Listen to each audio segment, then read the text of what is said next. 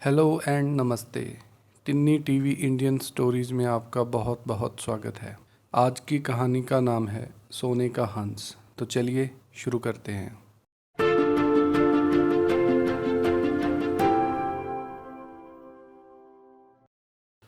वाराणसी में कभी एक कर्तव्यनिष्ठ और शीलवान गृहस्थ रहा करता था।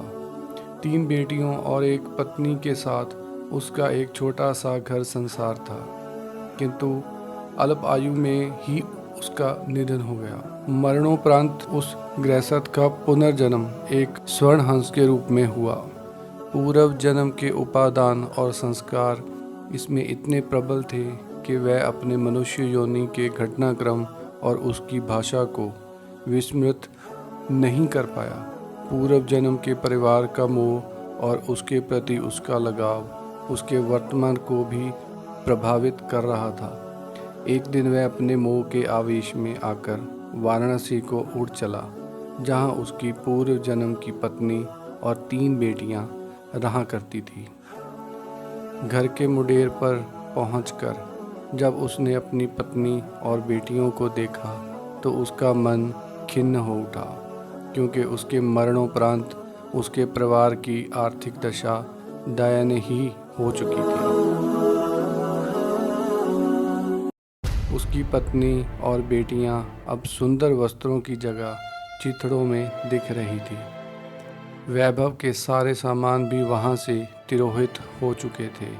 फिर भी पूरे उल्लास के साथ उसने अपनी पत्नी और बेटियों का आलिंगन कर उन्हें अपना परिचय दिया और वापस लौटने से पूर्व उन्हें अपना एक सोने का पंख भी देता गया, जिसे बेचकर अपने दारिद्र्य को कम कर सकें। इस घटना के पश्चात हंस समय समय पर उसे मिलने वाराणसी आता रहा और हर बार उन्हें सोने का एक पंख देकर जाता था। बेटियां तो हंस की दानशीलता से संतुष्ट थी, मगर उसकी पत्नी बड़ी ही लोभी प्रवृत्ति की थी। उसने सोचा क्यों न वह उस हंस के सारे पंख निकालकर एक ही पल में धनी बन जाए। बेटियों को भी उसने अपने मन की बात कही, मगर उसकी बेटियों ने उसका कड़ा विरोध किया। अगली बार जब वह हंस वहां आया तो संजोगवश उसकी बेटियां वहां नहीं थीं। उसकी पत्नी ने तब उसे बड़े प्यार से पुचकारते हुए अपने करीब बुलाया।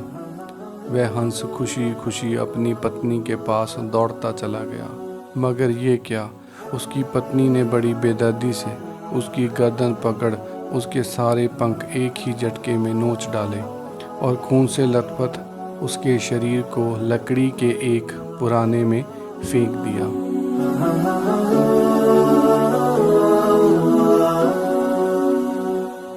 फिर जब वह उस सोनों के पंखों को समेटना चाह रही थी तो उसके हाथ सिर्फ साधारण पंख ही लग सके, क्योंकि उस हंस के पंख इसकी इच्छा के प्रतिकूल नोचे जाने पर साधारण हंस के समान ही हो जाते थे।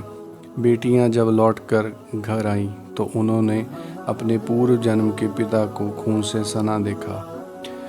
उसके सोने के पंख भी लुप्त थे।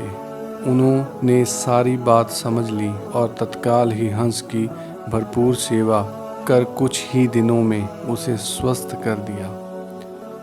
स्वभावत उसके पंख फिर से आने लगे, मगर अब वो सोने के नहीं थे।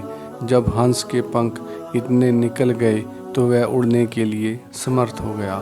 तब वह उस घर से उड़ गया और कभी भी वाराणसी में दोबारा दिखाई नहीं पड़ा।